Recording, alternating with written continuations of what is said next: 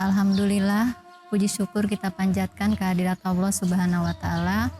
Sampai detik ini Allah masih memberikan kita kesempatan untuk berada dalam kenikmatan yang tidak terkara, yaitu nikmat iman, nikmat Islam, dan juga nikmat kesehatan. Semoga keberkahan kita di bulan Ramadan ini bisa kita jalankan sampai di akhir Ramadan dan hingga setelahnya. Salawat dan salam tercurahkan selalu kepada junjungan kita tercinta Nabi Muhammad Sallallahu Alaihi Wasallam beserta keluarga, para sahabat, dan juga para pengikutnya yang insya Allah senantiasa istiqomah di jalannya hingga akhir zaman. Sahabatku sekalian, kali ini berbicara tentang wanita soleha dibandingkan dengan bidadari di surga. Pernah suatu ketika Rasulullah berbincang-bincang dengan Sayyidah Aisyah radhiyallahu anhu. Di situ Rasulullah berkata, "Wahai Aisyah, para bidadari surga akan menyambut manusia di surga dengan memberikan lantunan lagu yang begitu indahnya, dan masing-masing manusia yang ada di surga itu diberikan lagu-lagu yang berbeda, dan masing-masing juga tidak tahu tentang lagu-lagu yang diberikan oleh yang lainnya." Kemudian Rasulullah juga berkata, "Wahai Aisyah, nanti bidadari di surga akan berkata kepada wanita di surga, dia mengatakan seperti ini, 'Wahai wanita di dunia, kami ini adalah wanita yang mulia. Kami terjaga, kami aman, kami bersih dari debu, kami bersih dari kotoran, dan kami mulia.'" Lalu setelah Aisyah mendengar Rasulullah berkata demikian, kemudian Aisyah mengatakan kepada Rasulullah, "Ya Rasulullah, seandainya waktu itu aku yang berbicara kepada bidadari tersebut, maka aku akan mengatakan bahwa, 'Wahai bidadari di surga, sesungguhnya kami ini adalah wanita ahlu dunia. Kami berwudu, kalian tidak. Kami sholat, kalian tidak.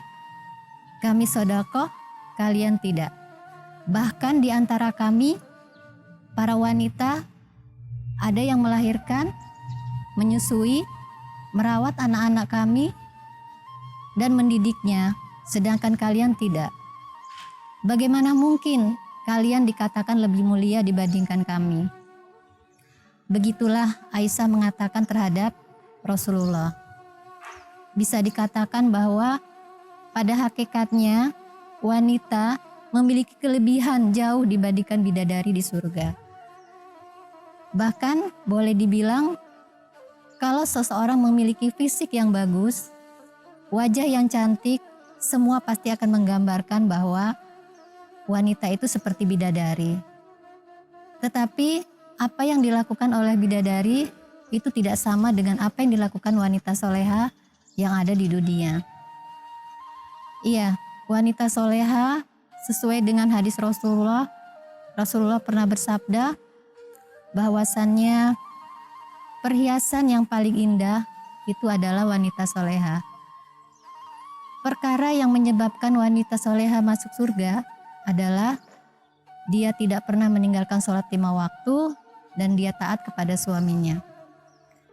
Sebaik-baiknya perhiasan adalah wanita soleha.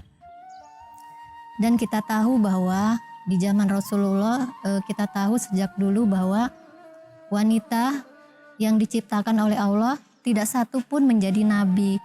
Tetapi Allah tetap menjadikan wanita itu lebih tinggi kedudukannya. Bahkan sebelum Islam datang, bagaimana kedudukan wanita itu menyebabkan wanita tidak memiliki hak apa-apa dalam hidupnya. Dan ketika Rasulullah datang untuk menyebarkan Islam, maka posisi wanita dan pria itu memiliki kedudukan yang sama.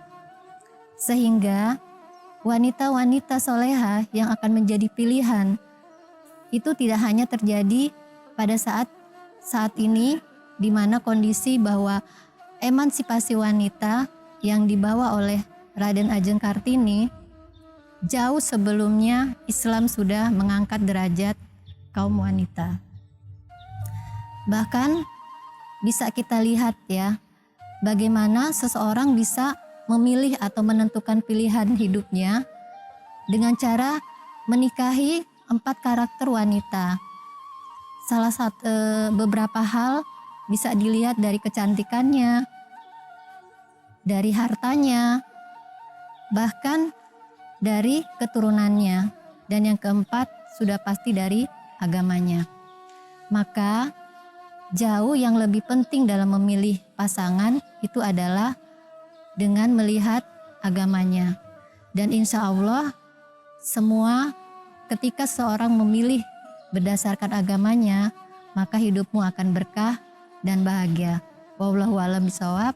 Wassalamualaikum warahmatullahi wabarakatuh.